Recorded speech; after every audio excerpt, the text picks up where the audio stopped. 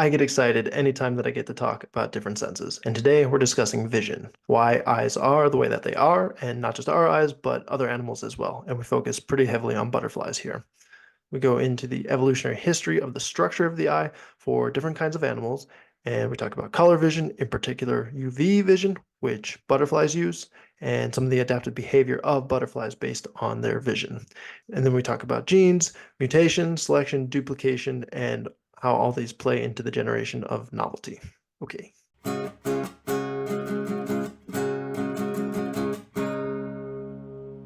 If you would, talk a little bit about your expertise just to get started. All right, so my name is Adriana Brisco, and I'm a professor of ecology and evolutionary biology at the University of California, Irvine. And I run a research lab where we study the evolution of color vision and coloration in butterflies.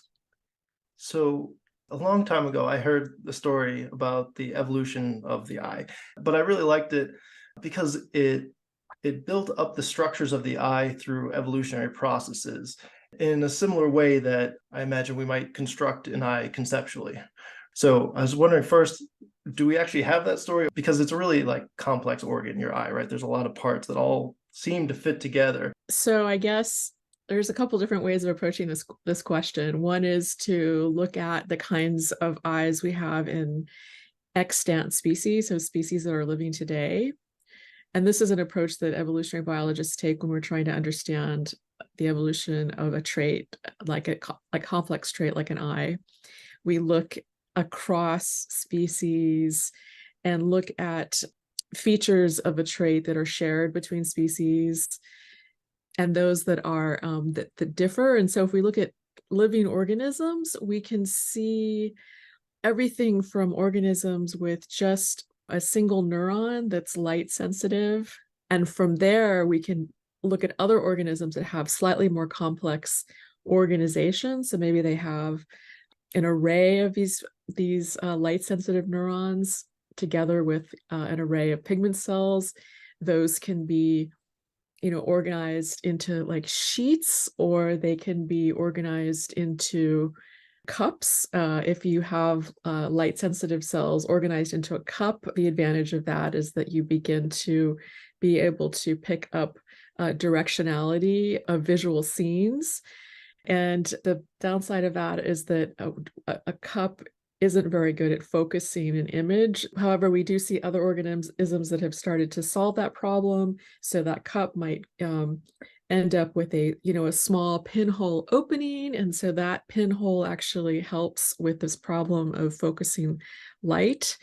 And then in other organisms, we might see, in addition to the pinhole, we start to see what looks like a lens, which even more helps with focusing the light, and so on and so forth. And in fact, a lot of these examples of eyes are found in marine organisms, and the ones that have sort of the pinhole type eye, actually let in water from the ambient environment as into their eye. And then you do see then other organisms where that chamber gets closed off and you have an actual lens. So in extant organisms, we can see very, very simple eyes from a light sensitive neuron and a pigment cell to very complex eyes that very much look like ours. These would be the eyes of things like an octopus. And then, so if you're an evolutionary biologist, what you would then do is you would want to know how old are these groups, how back in evolutionary time did these various organisms evolve? And then you begin to infer like when each of these stages of eye development occurred. And so that is the approach that people in my field would take to it. If I were a paleontologist, if I were studying fossils, I have this additional approach, and they actually are complementary, and that is that we can see in the fossil record that about 538 million years ago, when there was a period known as the Cambrian explosion, we see almost instantaneously the appearance of two major types of eyes. Before that period in the fossil record, we really don't have fossils that we can recognizably discern as containing eyes. But around 538 million years ago, all of a sudden we see organisms where we have these kinds of eyes, and the eyes that we see represent the kind of the two major branches that we think about today, which is the vertebrate type eye and then what we call the invertebrate type eye that we see, for example, like in insects. So I work with optics, and we have to focus images and things like that. And when I teach people, I start with the pinhole, because the first cameras, if you want a photosensitive sheet of paper, you can't just hold it up and get a picture, right? Because you're getting light from everywhere. So if you want to focus light from a specific place onto the specific part of your sensor, first way they did is just to put a pinhole, right? But that's not very good because you don't get a lot of light that way. And so you have a lens then, which focuses all the light that hits the lens into a spot. Yeah, so that kind of follows the evolution of animals, right? They start off with just this light detector. You point in a direction, okay, the light's that way, that's useful to me. And then they say, okay, it's actually useful to try and build an image then. And so yeah, I really like that story. So can we do a little bit more into the structure? I want to go into like all the different parts of the eye and then compare it to the butterflies as well. I guess maybe the first part would be those photosensors, which I know is what you study a lot. Yeah, so we spent a lot of time studying these photoreceptor molecules that have different names, but they're basically composed of two parts. One is a protein. It's known as an opsin protein. It's part of a very large superfamily of proteins, many of which are involved in different senses like olfaction, taste, vision. And that protein is bound to another molecule that is the molecule that is actually UV absorbing. So by itself, it has a UV absorbance, but when it's bound to the opsin protein, it has a series of electrons that their position in the molecule is affected by what amino acids are in proximity to that light sensitive molecule. And so you can take the chromophore, which by itself absorbs in the ultraviolet, and together with an opsin with a particular amino acid sequence, you can get a molecule that's either sensitive to more shorter wavelength UV light or longer wavelength light, so blue, green, and red. So simply by changing the amino acids of the protein, you can tune the chromophore to be able to absorb shorter or longer wavelength light. And so when it absorbs a photon of light, that chromophore undergoes a conformational change. That conformational change is translated to the opsin protein, and the opsin protein sets off a signaling cascade in the photoreceptor neuron that eventually gets transmitted, if the animal has a brain, to the brain that, there's light that's been detected. So that's an electrical response, or It's is an it a electrical physical? response. No, it's Okay. definitely an electrical response. Yeah. Okay. Although these rhodopsin proteins have also been shown to actually have a mechanical property to them because they're found in membranes, and they actually can pull on the membranes. But that's sort of work that's people are just really beginning to unravel. When we learn about this most basic parts of vision, right? You have rods and cones, and so these proteins make up the cones. Is that right? Okay. Yeah, so there's a rod opsin, and there's in humans there's three types of cone opsins. There's a blue, a green, and a red. And those proteins can shift the absorbance spectrum of the visual pigment or photopigment to in the case of humans, the peak is in the blue, the green, or the red. Yeah, so for human vision, we think about our color vision mostly being determined by input from those three pigments, the blue, the green, and the red. The reason why we need more than one is that a single pigment is actually sensitive to, if you can imagine, like a bell-shaped spread of wavelengths. And so if you only have one pigment, you might be able to detect a photon within a particular range, which is that, under that bell-shaped curve, but you can't tell the wavelength. So you might be able to tell that you've detected a photon, but you don't know what the wavelength is. You need two pigments with different absorbance properties that are, in most cases, overlapping in order to be able to figure out what the wavelength is. And that is what allows us to have color vision, is having more than one kind of photoreceptor cell that's sensitive to different wavelengths of light. Yeah, the way it helped me conceptualize this was to look at like color printers and to explain why we can produce color, all the different colors that we perceive, but using only three actual wavelengths, right? You see that in our computer screens or in printers. Basically, they only use three colors, and yet by adding them together, you can create, all the different colors. Yeah, how does that work then when you have multiple cones absorbing multiple frequencies of light, and then our perception perceives a color from, some complex spectrum of light that we're actually receiving, right? I guess one way I think about it is that if you're talking about pure light and you're shining the light in somebody's eyes, let's say maybe it's like two pure wavelengths. So let's think about a human. So let's say it's Okay. a blue light and a red light. And so that photoreceptor cell is going to weight that light in a certain way. Maybe it's going to have, it's going to give it a higher weight than the other photoreceptor cells in the eye. Conversely, the red is going to be given a higher weight by, say, the red cone pigment. And your brain is able to take those weighted responses and convert that into, our perception of a particular color. So I had somebody on to talk about hearing, and basically when we hear something, we're getting the whole spectrum of frequencies all at once, and we're perceiving all of them. So our eyes receive a light, and it's filled with the whole spectrum of light. It's weighted differently. So if it's green, it's receiving more light, but it's got all the different frequencies kind of mixed in there, unless you're giving it some pure wavelength, like I guess you do with your experiments.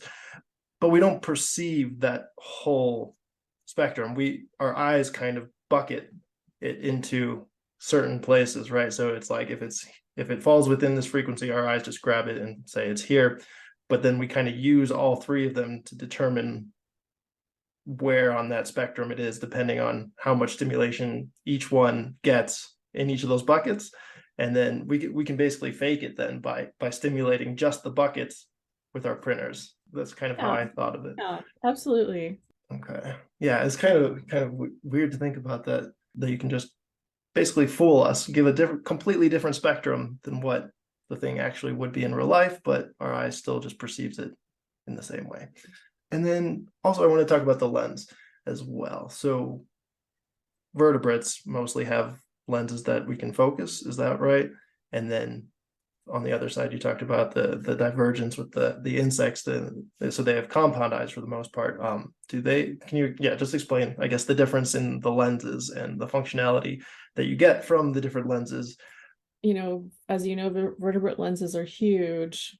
And so that means that the images that we can see are very clear, relatively speaking, compared to the image resolution that insect can see. So insects have, as you mentioned, what are known as compound eyes. So they have, in the case of butterflies, there can be more than 10,000 individual units. Each individual unit eye has its own lens apparatus. They're very small. For example, the resolution of the eye is quite poor by comparison. It's been calculated that in order for a fruit fly to have the same type of vision that a human has, it would have to be like, the eye would have to be like a meter across. And clearly it's not. It's like this tiny little thing. So we don't think that insects or animals with compound eyes can see things with a lot of sharpness like we can with vertebrate eyes. Okay. And is that a function just of the size and the amount of light that it's getting, or the actual structure with the compound eyes as well? It's the size. It's really a scaling problem. Okay. Yeah, fundamentally. Yeah. hmm So again, with that creating an image, we need to basically be able to change the focal point of our lenses in order to focus on different depths to create a in focus image. I suppose most animals have that ability to focus, Yeah, I and mean then most animals that have like a single lens eye have a way of focusing. Yeah. uh-huh. And then on the other side, do the invertebrates, if they don't have a lens to focus, are they even trying to create an image, or are they kind of doing something else?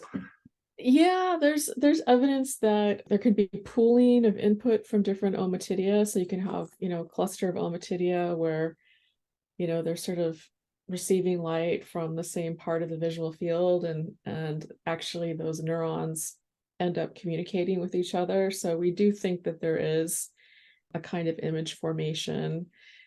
People often ask me, well, what did they see? And of Yeah. course, the problem is we can't really ask them what they see, but we can do calculations, and then you can do experiments to show that there is, crosstalk between, clusters of ommatidia. And with that kind of, information, you can model like, okay, what could they, what might they be able to put together to form an image. But but people do modeling of what a scene would look like if you just looked at through the optics of the compound eye. And so for something like a butterfly, it's pretty poor. Like if a butterfly is looking at another butterfly, and if it's more than like 10 centimeters away, it's like they almost can't see anything.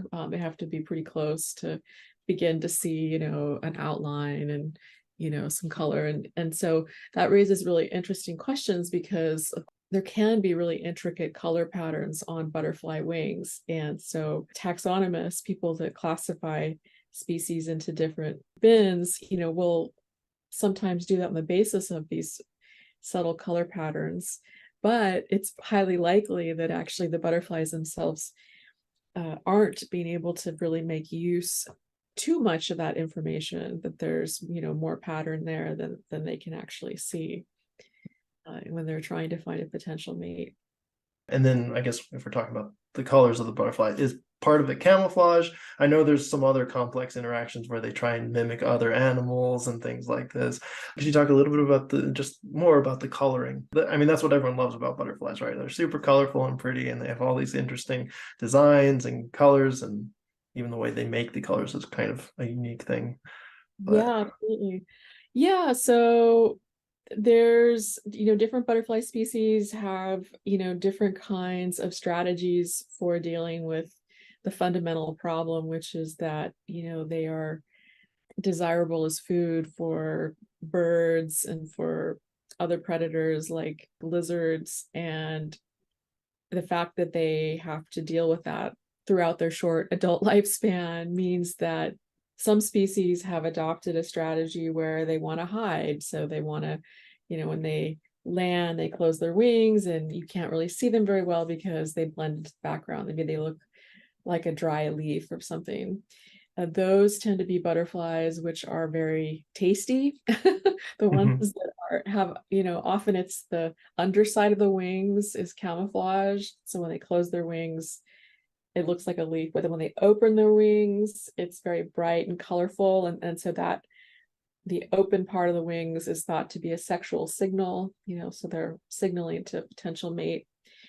Those types of butterflies, like I said, tend to be palatable. And then there's another strategy that some butterflies adopt, which is that they either as caterpillars or as adults, they sequester or synthesize toxic or bad tasting chemicals. And so often a bird or a lizard will learn to associate the color pattern of that butterfly with a bad taste. And then that's how in a particular geographical region, you might get unrelated butterflies start evolving to look like each other. These are often very brightly colored butterflies. They're often yellows, orange, red.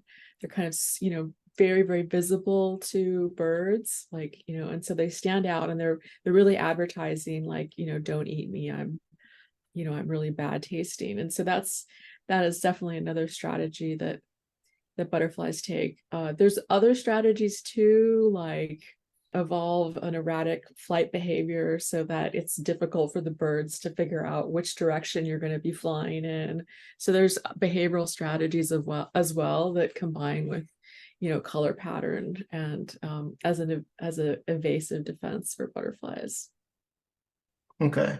As you'd expect, I suppose it's a combination of not wanting to be eaten, but then also wanting to show yourself off for sexual availability because Exactly. because all these animals reproduce sexually. Butterflies, normal sexual way, because I know insects also get pretty weird, but butterflies are kind of normal. Yeah, absolutely. Okay. I went to England many years ago, and there were these moths that were one color before the Industrial Revolution, and then in a very short time they turned black to blend in with the just the amount of soot that was everywhere. And then now they're turning back to their original color, I guess. So that's a new gene or a new evolutionary feature that happens very quickly. And I suppose it happens quick in insects, which have, I guess I don't even know, butterflies have a life cycle of 1 year, or is it? Oh no, it's shorter, a few Okay. weeks. I should say the adult stage can last a few weeks. The life cycle, it just depends on the species. Some species, you can go from egg to adult in maybe a month, usually depending upon where in the world they are. Either there's continuous breeding throughout the year, or you might have a what's known as a diapause. So like in the winter, they might hang out as a pupa, or they might hang out as an adult. And then not until like the photoperiod and the temperature is right do they continue their development and then Okay. continue that way. Yeah. Okay. When we think about evolution and how long it takes to change into a new species or something, and that we've seen, it didn't change into a new species, these moths, but they really dramatically changed a feature. I was just wondering if you could speak a little bit on the selection pressures that create these changes. I read somewhere, or I saw a video, I think, that like something like eyebrows that gives how does something like eyebrows actually evolve, right? It gives you such a tiny advantage over not having them. How does a trait like that actually spread through a population? Basically how a whole species can change it one trait from one change in one individual some point, if that's how it works.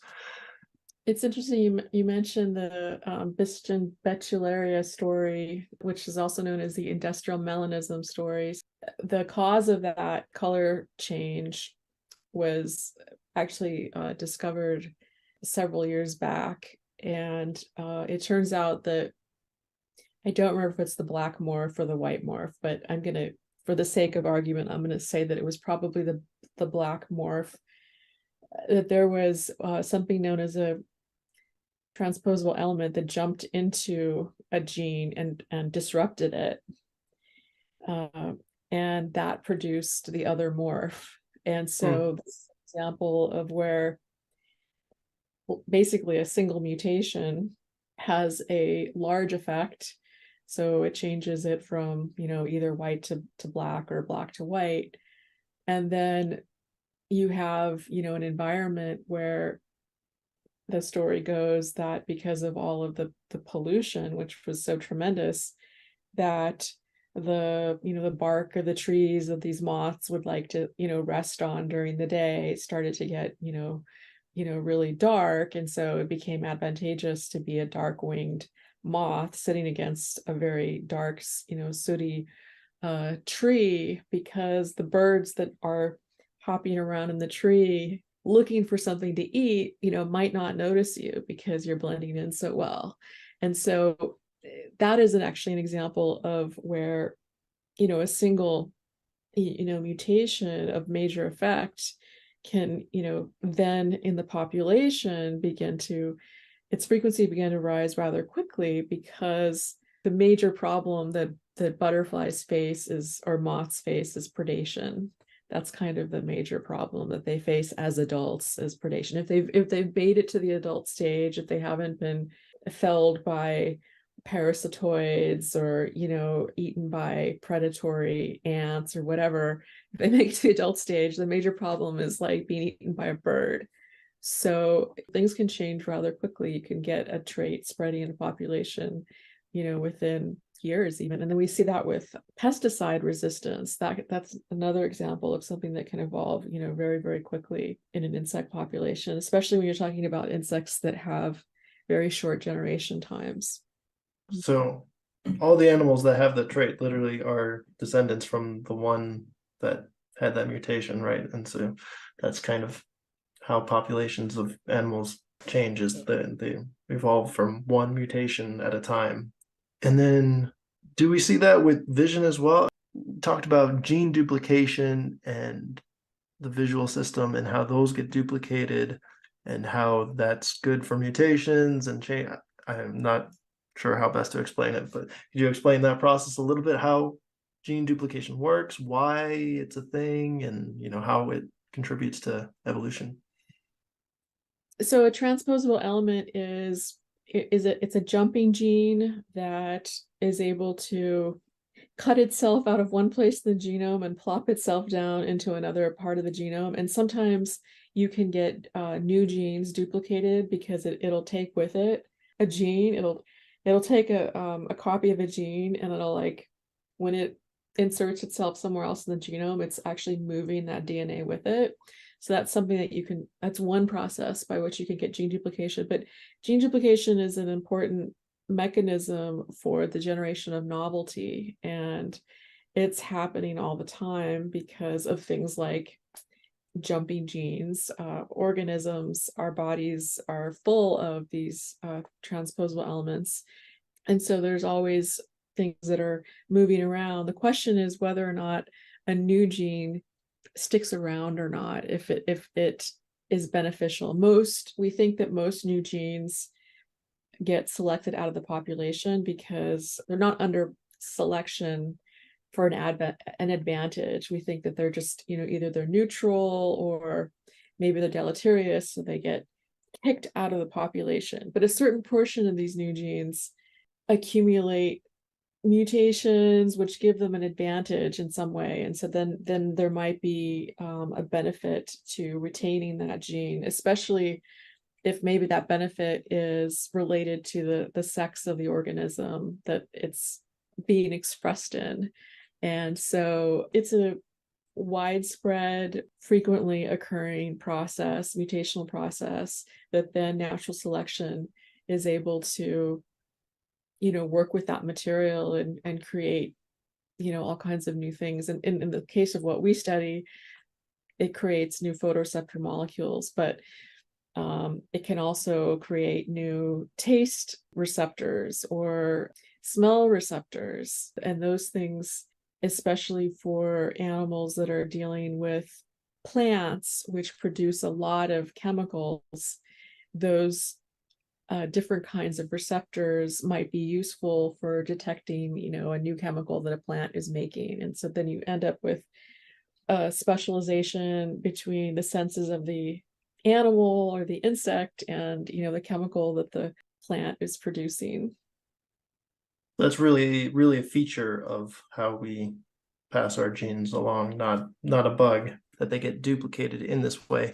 And so that would be during the process of creating an offspring is when the genes would be duplicated or mutated. Okay, I want to go back to the vision for a little bit and talk about the UV vision of butterflies and what's the use of butterflies that can see in UV, and why isn't it useful for us, I guess? Yeah, well, UV light, generally speaking, is damaging to living organisms. So, we don't really want to be exposed to UV light. We're very long-lived organisms. So we have lenses that block UV light, and people that have cataract surgery, when they take out the lens to replace it, they report being able to see UV light that they can't see when they have their lenses intact. But it's a good thing because, UV light is damaging. For animals that don't live as long, like butterflies, they can tolerate some exposure to the UV light. It's not going to have, a long-term effect on them. And one of the benefits of being able to detect UV light is that you are not as subject to what's called thermal noise. So we think that there's a limit to the wavelengths of light that we can detect with our visual system. Like we don't really see photoreceptors that are really, really pushed out in the red region. And the reason for that is that photoreceptors that are sensitive in those longer wavelengths are also a lot noisier. That means that they're more likely to spontaneously isomerize. And so that's going to be a false signal. Like, so that neuron will think that it's detected a photon, but it's just thermal noise. So the advantage of UV photoreceptors is you have really, really reduced thermal noise. So you're not going to have that particular problem. So that's one benefit of it. And I think that, like I said, the reason why I think we don't really see it very well is because we're just long-lived animals, and we would be exposing our retinas to UV light that could cause long-term damage to to those cells, mutagenesis, so to speak.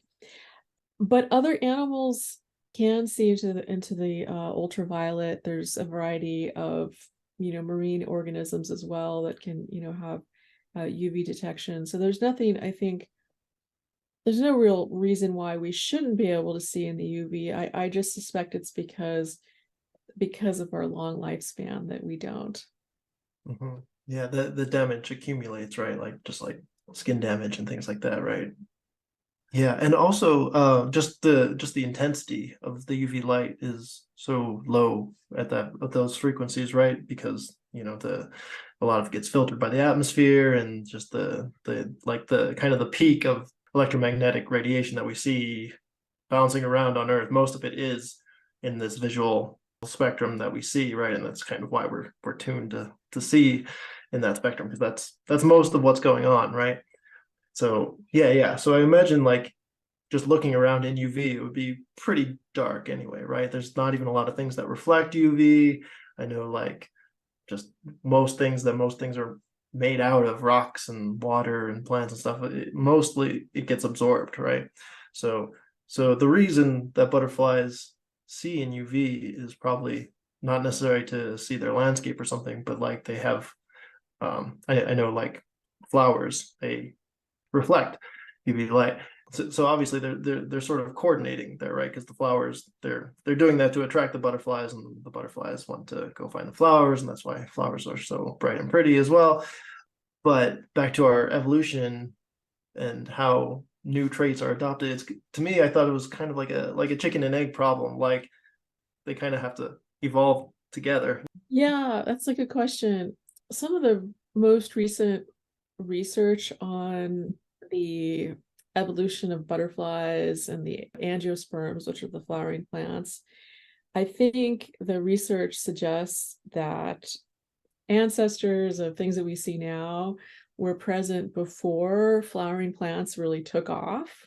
So, in other words, there's a reasonably good chance that the basic visual system of flower visiting insects existed before there were lots and lots of different kinds of flowers. And I think that there's going to be more and more evidence to support this. So let's suppose that were the case, and that would suggest that the flowers were really evolving for an audience, a pre-made audience, basically. Yeah. Yeah, that's kind of what I imagined. I want to talk a little bit about their cognition.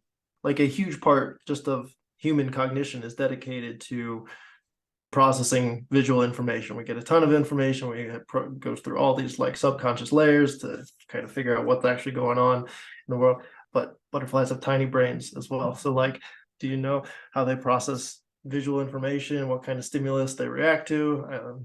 Yeah, things like that. Like, are they kind of mapping the world in the same way we do, or are they just kind of like there's a few things that they're keying into and then reacting? Yeah, it's a good question. Well, first of all, they're certainly capable of learning, and that's something that we are able to use as a scientist to try to understand what they can see, because we can train them, for example, to associate a color they've never seen before with a sugar reward, and then we can give them a choice between two colors they've never seen before, and if they can tell the difference between them, we can say that they've got color discrimination, of these wavelengths. But if they can't tell the difference between the two wavelengths, then we can say they're colorblind. Another thing that's really interesting, I think, about butterfly behavior, because we have them in the greenhouse, and so I get to go in there whenever I like and observe them. And one thing that I think is really fun is they can have innate preferences for things. And so the story that I will tell about this is that I have this colony of butterflies in the greenhouse. They've only ever lived in the greenhouse. They've seen nothing else. There's very little in there. There's their host plant, which is a passion flower vine, and then we have a type of flower we give them for nectar, and it's got little yellow flowers on it, a little bit of red. And I decided to bring in a new type of plant, which in the wild, these butterflies love this plant. And so I, bring this plant into the greenhouse, and it was really amazing because these butterflies were like, they're all kind of like flying around, and I hadn't even closed the door of the greenhouse. And it was almost like they pivoted, and then they just like swooped down and immediately like landed on this flower, and they're tiny little flowers, and just started to probe them with their proboscis. And it was just an amazing thing to see. It was like love at first sight. Like they'd never seen it before, but they knew they loved it and they wanted it, and they just went whoosh and onto the flower. So they do have this really, really strong innate drive for certain kinds of flowers, and it's just fascinating. And of course they can learn, new flowers have good stuff in them too, but also this, innate behavior is pretty fascinating just to witness. Wanted to go back, like I said, I had that podcast where we were talking about hearing and echolocation, and he was talking about how part of the reason that bats use this higher frequency to probe their environment is that it's really noisy at the lower level frequencies, so I was wondering if that was similar to like the flowers coordinating with the butterflies, where like there's a lot of things going on in the visual spectrum, but maybe not a lot going on at these higher frequencies in the ultraviolet. And so if you can kind of utilize this less noisy band of light to your advantage, maybe that's like part of why they're kind of up there doing stuff, is because not a lot of other animals are using that for anything. But Yeah, that's a really interesting question. I would say that flowers stand out because they are presented against a background of foliage, and foliage, green leafy foliage, those wavelengths tend to be long wavelength. They don't typically have a UV component to them. And so when you have a long wavelength background and then you have this bright thing that's, maybe reflecting UV light, yeah, you're going to have a very strong signal against, a contrasting background. So from that point of view, yeah, it would make sense if you think of it as, a flower presenting, short wavelength light against a green leaf as a background. Yeah, it would really pop. animals, often insects, will have more than two eyes, right? So how does a gene like that, how do you duplicate, a feature in terms of your genes? Do you know how that works? Okay, so now you're talking about like what we might describe as like gene modules that are used to produce an organ. So like if one compound eye is an organ, and then maybe you have like a simple eye, because most insects, like a bee, will have like three simple eyes and two compound eyes. So the simple eyes are like at different kinds of visual organs. So then the question is, what genes do you have to turn on during development that, make the compound eye, and then probably some subset or overlapping set of genes is used to make the simple eye. Yeah, there's a lot of research on this, and one of the messages of that research is that you can have a network of genes that are turned on early in development that get deployed at different times and in different tissues, and they can produce what you might think of as like a similar or related type of organ, like the compound eye versus the simple eye. So it might depend on sort of where they are in the environment of their organism, whether these genes get turned on or off, and what kind of structure they form, what kind of eye they form. And I see. That's cool.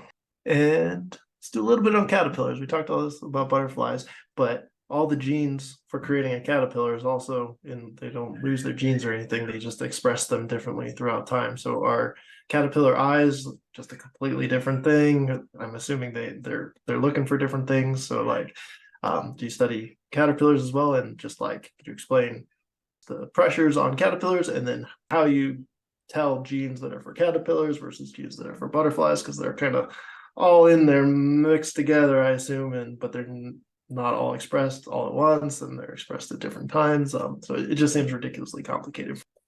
Yeah, we haven't ourselves looked at photoreceptor expression in caterpillars, but there are a few papers out there where they have. So the photoreceptor molecules, the opsins that we see expressed in the adults, those genes duplicate a lot between butterfly species. And then the question is, are they expressed or not? Because just because a gene duplicated doesn't mean it's necessarily expressed. It might be in the genome, but it may not be expressed in the eye, or it's expressed somewhere else. And so one of the most interesting papers on this topic was looking at your caterpillar of interest, the Bichularia. The caterpillars actually are different colors against different substrates. So like if they're on a dark brown twig, they look kind of dark. If they're on a green twig, they look kind of green. And so some researchers were interested in trying to figure out, how are they able to what we call color match. And what they figured out was that some of the photoreceptor molecules, the opsins that are found in the adult eye, are actually expressed in the skin of the caterpillar, in the body of the caterpillar. And so they speculate that those photoreceptors the skin photoreceptors are allowing the caterpillar to detect the background that it's sitting on, and then developmentally change its color to match that background, which I think is a really sweet result. How it does that, we have no idea. But it's a pretty good starting point. Yeah, no, that's sweet. That you have these, they're not eyes, you just have some small component of the eye kind of all over their body, or at least part of it. That's really interesting. Let me just do one more then. I usually ask by just getting some predictions about the future. So like, what do you think related to your field? What are some of like the interesting questions, the important questions that you think are most important to investigate, or where you think some interesting research is being done? Just kind of give me a view of like the future of your field and research. When I started out in this field working on butterfly biology, there was no way of genetically modifying butterflies. This was people tried various schemes, and it just didn't work very well, the different approaches people took to manipulating genes. But now we have tools to turn genes off in butterflies. We've done that ourselves. We've turned off a vision gene, and it's a lot of work. But what's exciting about it is that it opens up the possibility of really ruling out certain hypotheses about how particular genes are used, like why a particular photoreceptor exists in the eye, what's it used for. If you can turn it off, potentially you might be able to really answer that in a very rigorous way that isn't allowed that don't end up in turning a gene off or adding a gene and so forth. So I think that we're going to have a much better grasp of the reason why butterflies have such diverse visual systems. That's something we actually haven't really talked about, but they have between species, between closely related species, between the sexes, between genera and subfamilies. There's tons of evolution of the eye in butterflies, and some of that we think is connected to the fact that they use color socially, but we don't really have a way of rigorously testing that without being able to turn off some of these genes, So I think that we're going to begin to really be able to understand at a very deep level, like what is the benefit of having an extra UV receptor, which we see in some butterflies and not others. Why should females have this and not males? And this was not even really possible like 15 years ago because we didn't really have that technology, but now we do. And so I think that's what we're going to be able to really reveal in the future. Yeah, that's a big deal. It is a And big. probably for a lot of biology research, I know that's kind of where it's going, right? Um, yeah, and then to piggyback on that, I know a lot of people are talking about using AI for learning all these different things because the genome has so much information, and with AI you can kind of sort that a little bit, but it's always going to be, you need some observation there to the trait, right? It's not just data. You need some observation, somebody still in the lab seeing what's going on with like the physical butterfly, right? Yeah, absolutely. There's a big trend with big data to not even look at the data. You just run a script or an algorithm to extract inferences. But actually, our most recent paper that was published in the Proceedings of the National Academy of Sciences and featured in the New York Times, the key discovery wouldn't have happened if I hadn't asked an undergraduate to look at the data manually. And she noticed something that surprised us. We weren't expecting, and when we started to dive into it, we had this whole story that popped out. And if I hadn't asked her to actually look at the data herself, we could have entirely missed that story. Okay, cool. So you have data driving some discoveries and some kind of go in the other direction. Okay, I like that. Thank you for your time. This was good. Yeah, thank you so much.